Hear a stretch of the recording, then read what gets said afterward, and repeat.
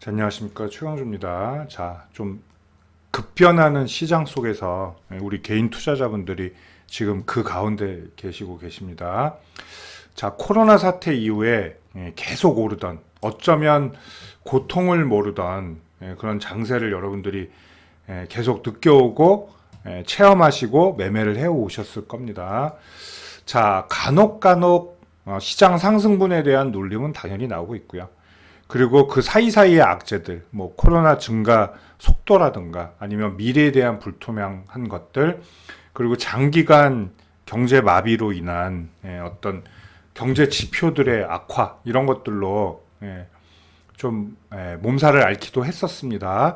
자, 이제 미국 시장도 우리나라 시장도 상당한 고점 부분, 즉 어떻게 보면 너무 미래를 많이 반영했던 그 자리 때문에 한번 눌리면 좀 크게 나오는 그런 경향들이 있어요. 그리고 이제 인플레이션이 다가오면서 미국도 테이퍼링을 이제 감행하기로 좀 시작이 됐죠. 원래는 2022년 정도가 시작되지 않을까라고 예상했는데 생각보다 빨리 이겨냈다고도 볼 수가 있어요. 위드 코로나도 우리나라도 이제 계획 중인데 그런 점들이 테이퍼링을 가속화하게 됐죠. 자, 테이퍼링이라는 거 결국은 필요한 시점이라는 거죠. 그리고 지금 저금리 시대에서 지금 2년을 지냈는데 이제 금리 인상의 좀 패턴이 좀 다가오고 있다는 것들이 최근에 그런 어떤 불안한 심리를 부추겼다고 보실 수 있어요.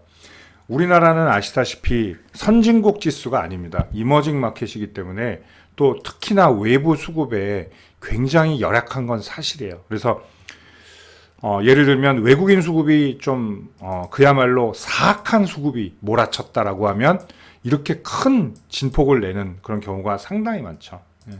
자, 뭐 기관도 마찬가지겠지만, 자, 뭐 코로나 이후에 동학개미 운동이라는 말이 신조어가 생길 만큼 또 개인들의 매수세도 좀 꾸준했던 거, 그리고 그에 따라 지수가 상승했던 것도 우리가 부정할 수는 없겠죠. 자, 그러나 우리나라 구조상 외인 포션 그리고 기관 포션이 합해서 훨씬 크기 때문에 우리가 사실 끌려갈 수밖에 없는 그런 수급이다라고 볼 수가 있습니다. 자, 그러면 우리가 이 급락장을 대처하면서 얼마나 잘 대처를 했는지 생각을 해볼 필요가 있습니다. 자, 여기도 8월 중순도 상당히 좀 힘들었던 순간이었고요. 그리고 9월은 더 힘든 순간이었죠. 8월 저점을 깼기 때문에. 자, 우리가 이 이후에, 그러니까 주식하신 지 한 2년이 안 되신 분들은 이런 어려움을 모를 수도 있어요. 뭐 저야 뭐 20년 넘게 했기 때문에 저는 뭐 9.11 테러 때부터 주식을 했었어요. 그래서 그런 예전의 고통들을 다 알죠. 뭐 이때 리먼 사태 때 이럴 때 다 겪었기 때문에 아시겠지만 최근에 하신 분들은 상당히 힘들었다는 거죠. 근데 항상 주식 시장은 메이저들은 새로 입성하신 분들 기준으로 판이 짜여진다고 보실 수 있어요.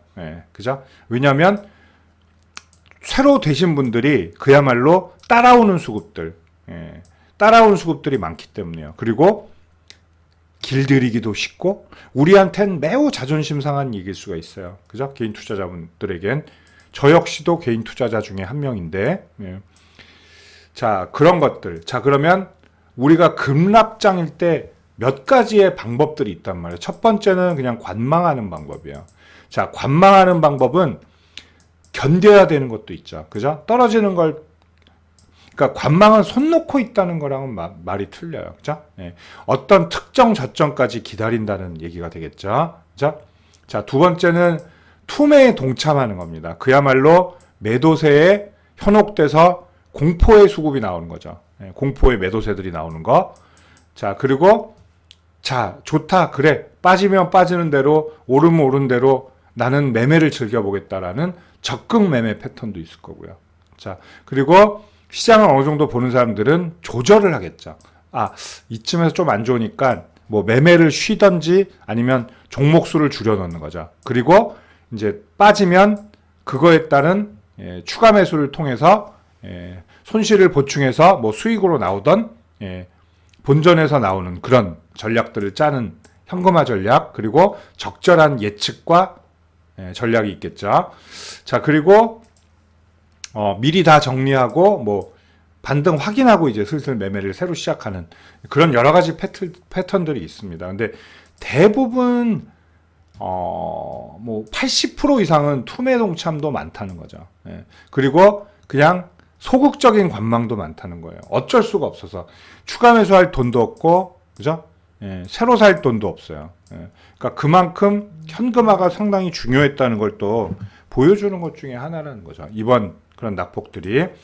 자, 지금에 와서 보면 이렇게 살 걸이라고 하지만, 자, 이런 날을 보면, 그죠? 상당히 공포스럽지 않을 수가 없어요. 추가 하락할 가능성이 더 보일 때, 그죠?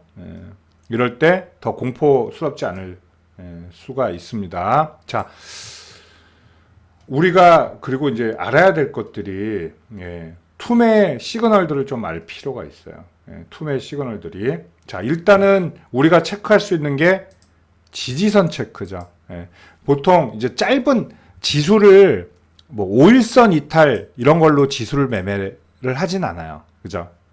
대부분 좀 지수는 60일, 120일, 뭐 200, 300일 이런 장기 이평선들과 중기 이평선들의 조합으로 본다는 거죠. 자, 지금 여기서 보시듯이 자, 우리가 하나씩 깨졌다는 거죠. 이 자리에서 121선 이탈, 200일선 이탈, 300일선까지 이탈했었습니다. 자, 그 전에 8월 투매 때는 200일선에서 정확히 지지를 했다는 거죠. 자, 이런 지지선들도 체크해야 되고요. 역시나 이 지지선들은 장기 이평선들이 더 중심이 된다는 거. 그리고 투매 시그널들, 진정의 시그널들을 알 수 있는 캔들의 조합들, 그죠? 자, 뭐 반격을 어떻게 하느냐? 상승 인태형, 그죠? 그리고 뭐 샛별령들도 있을 거고 이런 조합들도 한번 체크해 봐야 되고 제일 중요한 건 뭐예요? 이전 그런 라인들이다. 제가 주로 하는 라인 매매죠. 제가 하는 라인 매매, 뭐 박스 매매는 여러분들이 다 이미 뭐 검증하셨기 때문에 따로 설명하지 않아도 아실 거고요. 자, 그런 지지선들 그리고 이평선들의 조합도 체크해 볼 필요가 있었다는 거죠. 그리고 어쩌면 제일 중요한 메이저 수급들, 그들이 언제 귀환하는가, 그리고 반짝 귀환인가 아니면 좀 지속성을 끌 것인가, 이런 것들에 대한 체크가 필요하다는 겁니다. 자, 우리가 능동적인 대체를 했던 수동적인 대체를 했던 어차피 시간은 흘러내려왔습니다. 그죠? 이제 향후가 중요한 거죠. 향후에 어떤 대책을 하고 어느 지점에서 꺾이고 어느 점에서 다시 터닝을 할 것인가, 이런 것들을 우리가 예측은 하고 미리미리 실행할 필요는 없어요. 확인해 줄 필요가 있다는 겁니다. 여기서 딱 끝이구나라고 뭐 이날 종가에 다 베팅하는 것도 좋은 생각은 아니에요. 그죠? 그렇다고 여기서부터 이제 여기까지 빠지겠지라고 예측하는 것도 좋은 선택은 아니라는 거죠. 그죠? 어느 정도 라인들이 보존될 때, 그리고 어떤 시그널들이 나올 때 우리가 그걸 알아채고 다시 한번 시장에 접근하는 그런 것들이 필요하다는 겁니다. 자, 우리 개인 투자자들이 그런 문제점들이 지금 많다는 거예요. 이렇게 아픔을 겪으면서 성장하는 건 굉장히 의미가 있다고 봅니다. 그런데 그 아픔에 손실이 커지고 계좌가 위협받아서는 안 된다는 거죠. 자, 제가 간단하게 좀 말씀드리는 우리 개인 투자자들, 특히 이런 자세들이 기본적으로 돼 있는 자리가 있어야 된다는 거죠. 첫 번째는 한 번에 해결하지 말라. 자, 분할 매수에 대한 말씀을 드릴게요. 자, 올라갈 때는 상당히 오히려 두려워합니다. 빨리 갈까봐, 나를 버리고 갈까봐. 자, 근데 유가증권 시장에는 수천 개의 종목이 있다는 걸 잊지 마세요. 자, 언제든지 기회는 있고 종목도 많고 할 수 있는 일들이 많다는 거예요. 그걸 갖다가 급한 마음에 올라갈 때 빨리 쫓아가는 그런 흐름들은 우리가 좀 지양할 필요가 있다는 거죠. 뭐 예를 들면 뭐 2차 전지주들 마구 올라간다고 그대로 따라갈 필요는 없어요. 자, 이거를 역사를 돌이켜 볼 필요가 있다는 거죠. 히스토리를. 여기서 샀는데 이 위협은 없고 결론을 보지 말라는 거죠. 그죠? 과정도 함께 역사를 볼 필요가 있어요. 차트는 곧 히스토리입니다. 히스토리 안에 많은 것들이 숨어 있다는 거죠. 수급과 미래와, 그죠? 그리고 향후의 행보들 이런 것들이 다 가지고 있다는 거죠. 이런 분석 능력을 100% 갖지 못할 바에는 분할 매수가 상당히 개인 투자자에겐 큰 힘이 된다. 자, 두 번째는 타이밍. 한 박자만 쉬어가세요. 급할 거 없습니다. 예. 항상 잠깐 이렇게 아니면 우리가 막 이상한 광고들을 보면서 쫓아가죠. 그래서 단기의 대박을 노리는 그런 것들도 지양할 필요가 있어요. 한 박자 쉬어가라. 그걸 강조드리고 싶습니다. 세 번째, 매매 중독에서 벗어나라. 우리는 어떻게 보면 매매의 노예가 돼 있어요. 어떤 분들은 하루에 이거 하나라도 매수를 안 하면 힘들어하는 분이 있습니다. 근데 매매가 잦을수록 손실도 잦아질 수 있어요. 매매 포인트 때 딱 그때만 매매하셔도 충분합니다. 그렇게 보시면 돼요. 매매 중독에서 벗어나고 조금 자유스럽고 마우스를 찍는 우리의 손가락을 좀 편안하게 해줄 필요도 있다라는 거. 자, 그리고 다음, 자기 종목에 대해서 극단적인 낙관은 금지예요. 자, 간혹 그런 분들이 있어요. 빠지는 종목들 잡아놓고선 이거 괜찮은데, 그리고 이상한 뭐 종목 게시판 이런 데서 스스로 위로하시는 분들이 많아요. 자, 그게 가장 위험한 생각입니다. 적극적으로 판단하고 대체하는 건 좋지만 너무나 적극적인 그런 종목에 대한 믿음은 위험도 상당하다는 걸 아셔야 됩니다. 자, 미래가 좋고 뭐 지금 실적이 좋아도 주식은 딱 수급 게임이에요. 누군가 사주지 않으면 오르지 않습니다. 누군가 강제로 팔면 떨어지게 돼 있어요.